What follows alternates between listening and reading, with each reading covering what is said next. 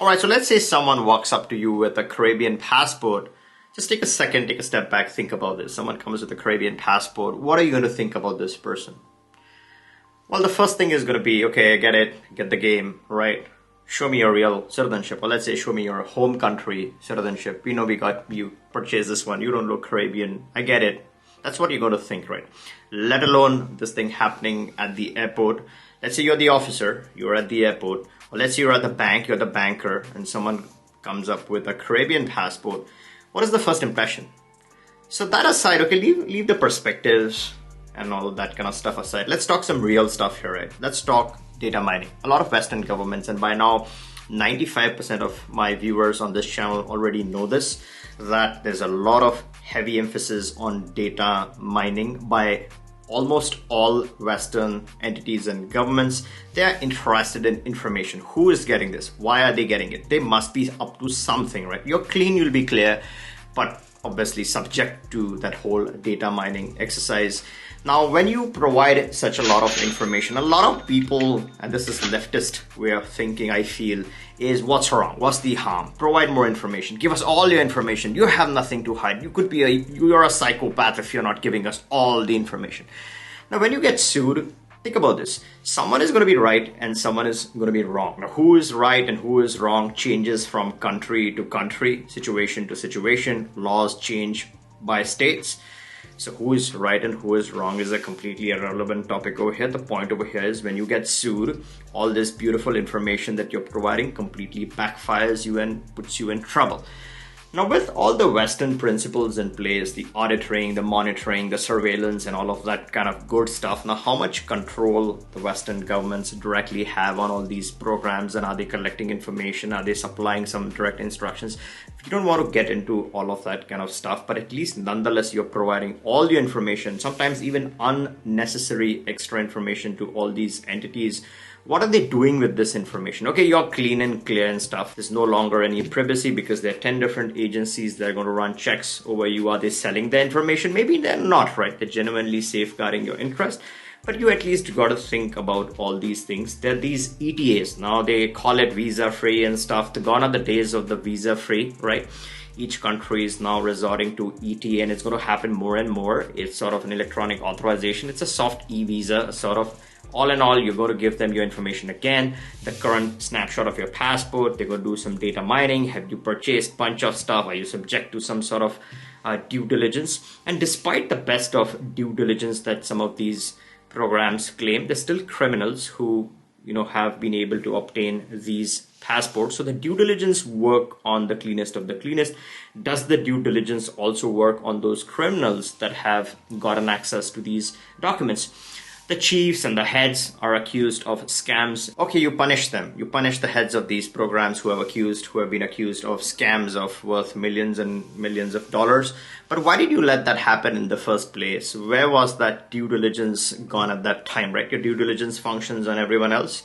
What about those odd instances where your due diligence suddenly doesn't seem to work? So all those questions are legit, are valid. I think one of the big reasons why I'm discussing this because of the auditing, right? A lot of people are concerned. They're worried they have maybe, provided all this information. They're worried of the audit. If you're clean and clear, you're going to be out of all the mess. If you've done something wrong, rest assured, it's going to be a mess eventually. So that's where the big question is, should you renounce these Caribbean citizenships? Yes or no? I think at this time, it doesn't make any difference. If you've done something wrong, they can still go back and pull you up, right? So renouncing is not the solution. What really should be the strategy, and this is my personal opinion, this is no kind of immigration or legal advice, but I think you've got to have options where if they are presented, let's say someone comes up to you with a Mauritian passport, or even a South African passport, right? It's fairly easy and straightforward to obtain a South African nationality, right? Some people do it very successfully. And some of these are very flexible options. They're far more better and easier than some of the paid purchased options that you get yourself into, right? These are genuine, straightforward residency ties based options done very correctly, very logically. A lot of people are worried, hey, I can't live in South America, it's too unsafe and stuff like that. Got to really understand this, right? This is a flexible option. So yes, you're going to live there, but how much time are you really committing? It's a flexible option. So you have a lot of room over there. You can live there if you want to, but if you don't want to, you can be smart about how you're scheduling your residencies. You do have to have minimum physical presence in order to obtain the eventual benefit, which is the citizenship. But once you get that citizenship, imagine going with a Mexican passport. Is anyone going to question you or doubt you or look at you suspiciously? Is anyone going to think that you have purchased this one? No, right? Almost next to no cost. You've done the right thing. You have acquired a good, decent nationality. Now you're set for life. No one is really questioning you. When you go beyond the passport and talk about what happens inside of Mexico, what happens? Think about it. What happens inside of Mexico? Do crimes happen? Does money laundering happen? Does shady stuff happen?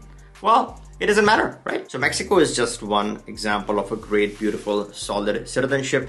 The other great example is Mauritius. Mauritius has a similar deal, right? It's just like Mexico, except that it's in the Africas. The passport is super strong, super solid. You can physically actually spend very good time in Mauritius. You can have the best time of your life in Mauritius if you schedule this correctly, and you can earn yourself a pretty damn good passport. Apart from that, then you also have a bunch of Latin countries. At least one is a good way to get started, but some savvy people really want 2 or 3 at the same time. There's Dominican Republic, there's Argentina, there is Brazil, there is Ecuador. You can have some options in parallel. It's not illegal, right? It's perfectly legal to sequence these correctly. So you have a bunch of Latin residencies which can all then earn you good, valuable citizenships at different points in time in your life. And I discuss this with all my clients. If you are interested in having a discussion which ones are the best ones in your circumstances to get started immediately, you can always click the link in the description, book a call with us, and we can get you started. We have attorneys in most of the places that we always discuss. And then apart from that, you have Serbia, you have Turkey, you have Armenia, you have some really good options there. A couple of options in Asia. You got to be smart about doing those. But then you have that. And then you also have some other hidden gems around the world that you can structure through investments. It's not a direct citizenship by investment, but there are other opportunities that you can take full use of. As I said, you can always reach us if you're interested. And if you aren't subscribed to this channel, make sure to turn on the bell notification and subscribe so you're always notified of any new programs as they launch or any changes to existing programs. If you like this video, give me a thumbs up, make sure you're subbed, and catch you in the next one.